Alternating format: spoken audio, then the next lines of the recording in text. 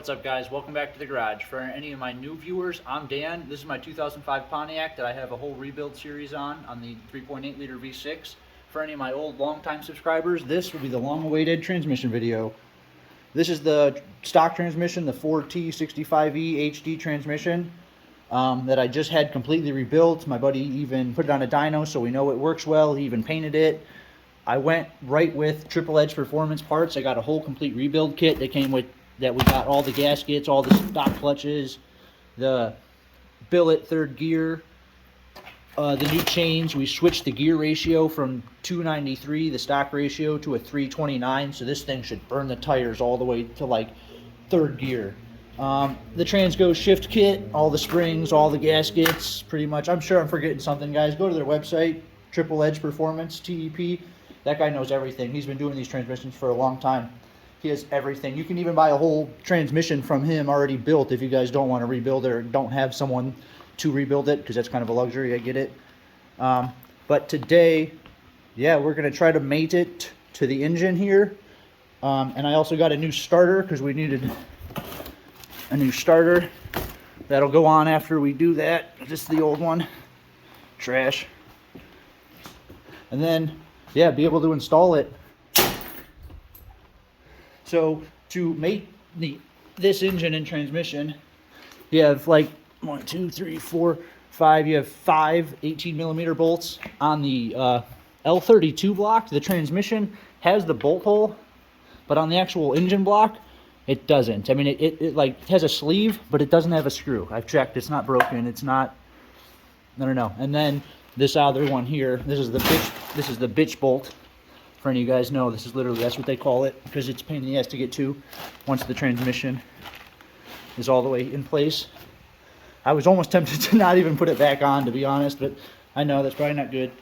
After we have it all bolted up, you have to, get this peg from the torque converter lined up right into the hole of the flywheel. After I do that, bolt everything down. This is just here holding the torque converter on because it does have fluid in it. Then we have these 3 bolts on the torque converter. And this spins freely. And they have to go in the back through the flywheel. Right into here. And now and the only way you can get to them is from right here where the starter sits. These 2 bolts hold the starter on. So after you line up the first hole, you mate the transmission. I'm going to bolt that bolt down. Then you have to rotate the engine by hand to get the flywheel bolt into the next position so you can bolt it in place. Do that just 2 or 3 times.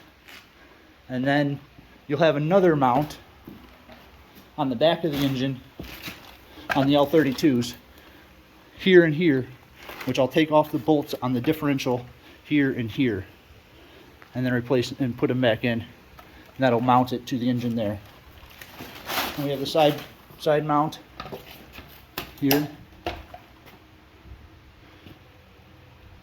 So yeah, guys, I don't know, it's probably gonna look ugly, and I don't know how I'm gonna do this. I'm just gonna try to wiggle it in place and just bolt it up, and I don't know, we'll see.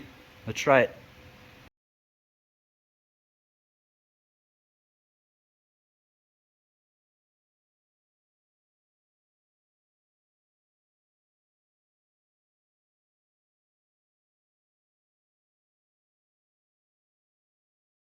Alright, guys, so I did get it all together. Sorry, I recorded as much as I could. The camera died on me. But yeah, it is all the way together. All the bolts went in perfect. Got the bitch bolt in pretty easy. And got it mounted here and here. I also have the first torque converter bolt. Well, the bolt from the flywheel to the torque converter. I have the first one done. 47 foot-pounds on that bolt. Next we're going to rotate the engine. I'm going to do it from here, the wrench. As long as if you do it from this side, make sure you just rotate it clockwise. And so we're going to rotate it until the next bolt hole comes up, and then I'll put it in.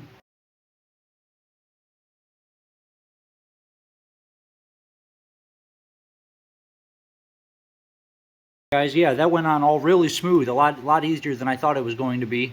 Next will be the starter. So we have two 15mm bolts, a longer one, and then we have a shorter one right here, which hold the starter in place. So yeah, the longer one goes back here, shorter one here. They're just two 15mm bolts. You have the new starter. Yeah, obviously you can't really mess it up because the longer bolt goes here. And the short, yeah, obviously it wouldn't fit here. So yeah, next we're gonna hold this up. Mounts up just right up in there, two bolt holes. Then you have the wiring harness.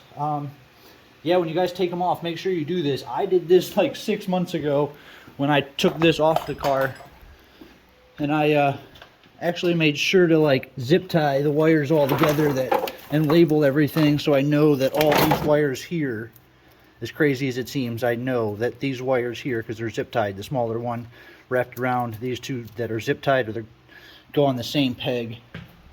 So just make sure you guys remember, otherwise I wouldn't remember which ones. So yeah, we'll go ahead and just slap this on. Should go pretty smooth.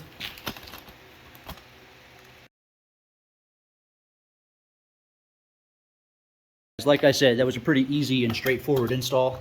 Got that all bolted up, and that's probably all I'm going to get done tonight. It's kind of getting late. It's the middle of the week. I wish I could install it, but now I'll get to it this weekend. I'll have some time off this weekend. I'll need to go over probably like tomorrow. I'll do some odds and ends stuff off camera, tighten everything down, double check. I want to reinstall the exhaust. I took it off for this video so that way I could just get a better angle. You probably wouldn't need to. The crossover, everything was out of the way. Just made everything really nice and easy to film with it out of the way. But yeah, now that it's done, like I said, it's going to probably take me about another 2 or 3 weeks to get this car fully started and running. With just my work schedule and stuff, I only have a little bit of time on the weekends to do it. So I guess next weekend we'll probably install the engine and transmission into the bay. I'll try to get the exhaust, probably the axles and some of the plumbing, so I can maybe set the car down and get the tires on. Maybe like the next weekend I'll probably do a wire harness, maybe the supercharger, and by the third weekend I should be able to do fluids and a first start. So yeah, guys, thanks for watching. Stay tuned for the next video.